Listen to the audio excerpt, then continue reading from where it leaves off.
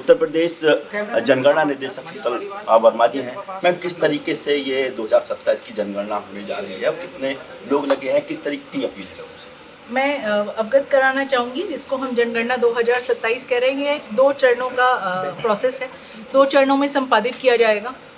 प्रथम चरण होगा हमारा हाउस होल्ड लेवल का डेटा हम कलेक्ट करते हैं, गृहस्थ स्तर का।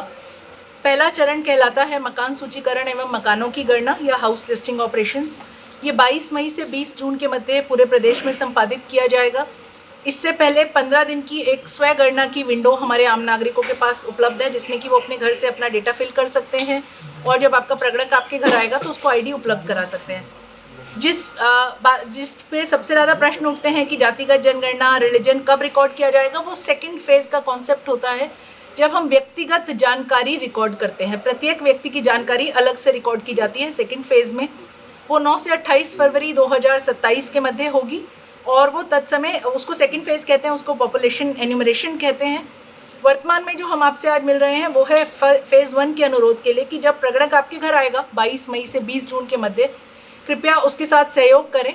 ये आपसे आपके घर की परिसंपत्तियों का विवरण लेगा कि छत कैसी है, फर्श कैसा है, शौचालय की सुविधा, पानी की सुविधा, ईंधन की सुविधा, या आपके यहाँ वाहन है। इस प्रकार के बेसिक डेटा कलेक्ट करता है। कहीं पर भी आपसे कोई गोपनीय प्रश्न या ओटीपी नहीं पूछा जाता है। तो हमारा अनुरोध यह है कि पहले फेज़ में अपना भागीदारी करें। आपके पास एक स्वयं गणना की विंडो उपलब्ध है 7 से 21 मई, जिसमें आप पोर्टल पर जाकर अपना डेटा खुद रिकॉर्ड कर सकते हैं।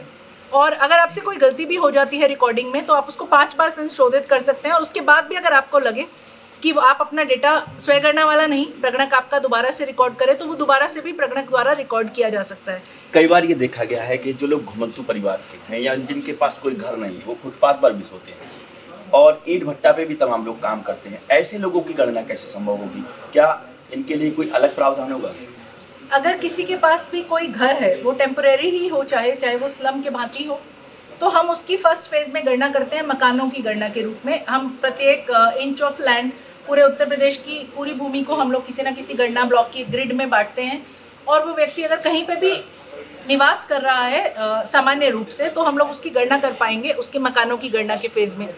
यदि वो घुमंतु परिवार है या बहुत सारे लोग हैं जो बाहर खुले में सोते हैं, ऐसे सभी लोगों की गणना, क्योंकि प्रथम चरण में उनके पास मकान नहीं था और मकानों की गणना में नहीं हो पाई, इन सभी लोगों की गणना सेकंड फेज में बेघरों की जनगणना के रूप में इंडिविजुअल लेवल जानकारी जब हम एकत्रित करेंगे 28 फरवरी की आखिरी तारीख को, हम लोग ऐसे बेघर लोगों की गणना करते हैं। तमाम श्रमिक हमारे कई देशों में काम कर रहे हैं। सरकार की रोजगार देने वाली नीति के तहत काम करने गए, चाहे इजराइल हो चाहे अन्य देश हो, हम उनकी गणना में उनको कैसे शामिल कर पाएंगे? जो जनगणना का कॉन्सेप्ट है वो सामान्यतः निवासरत का कॉन्सेप्ट है। तो यदि कोई व्यक्ति यहाँ रह नहीं रहा है तो उसकी गणना यहाँ नहीं होगी। अगर वो व्यक्ति सामान्यतः यहाँ निवास करता है, अक्सर हम गांव में जाते हैं तो ये देखते हैं कि वो कहता है हमारा बच्चा तो बाहर काम करता है, तो वर्तमान में जो गांव में रह रहा है उसकी गणना की जाएगी। बच्चा अगर देश के किसी अन्य राज्य में काम करता है तो वहाँ पर उसकी गणना होगी, और अगर देश में नहीं है तो ये भारत देश की जनगणना है, भारत की जनगणना में उनका नाम सम्मिलित नहीं होगा। तमाम जो लोग ड्यूटी कर रहे हैं, इसमें शिक्षकों की बात करें तो उन्हें अभी SIR की ड्यूटी की है, अब जनगणना के कार्यक्रम में लगा दिया गया है। उनके मन में चल रहा है कि बहुत कठिन कार्य है, कितना सावधानी बरते हो, कितना आसान कार्य है? मैं बताना चाहूँगी, जो हमारे शिक्षक हैं, हमने 5.5 लाख शिक्षकों का इसमें सहयोग प्राप्त किया है और वही ये मुख्य रूप से प्रगणक की ड्यूटी कर रहे हैं। सबसे पहले तो उनको धन्यवाद। दूसरा, हमने जो शिक्षक का जो प्रगणक का एक कार्य है वो है 180 घर, अधिकतम 180 घर 30 दिन, अर्थात आपको एक दिन में 5 से 6 घर कवर करने हैं, जो 10 से 15 मिनट का कार्य है। ये एक एडिशनल ड्यूटी है। ऐसा नहीं है कि आप स्कूल छोड़कर पूर्ण रूप से गायब हो जाएंगे और सेंसस का कार्य करेंगे। आप दोनों कार्यों को बैलेंस करेंगे।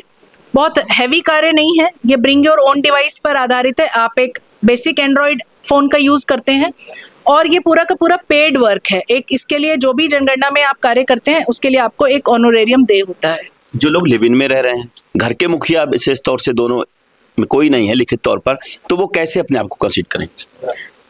लिव इन कपल्स अगर अपने आप को एज अ कपल बताना चाहें तो वो एज अ कपल रिकॉर्ड करा सकते हैं, और अगर एज वो इंडिविजुअल बताना चाहे तो वो इंडिविजुअल रिकॉर्ड करा सकते हैं। ठीक है, तो ये देख सकते हैं 2027 की ये जनगणना होने जा रही है, पूरी तरीके से डिजिटल है, बड़ी तैयारी है, तमाम लोगों की इसमें ड्यूटी लगी है। बस अपील ये है कि अधिक से अधिक लोग इसमें सहयोग दें और झूठी सूचनाएं ना भरें, और कोई भी जो जनगणना से संबंधित कर्मी आ रहा है उसका सहयोग करें। कैमरामैन सागर तुमराव के साथ सत्येंद्र, समय दैनिक भास्कर, लखनऊ।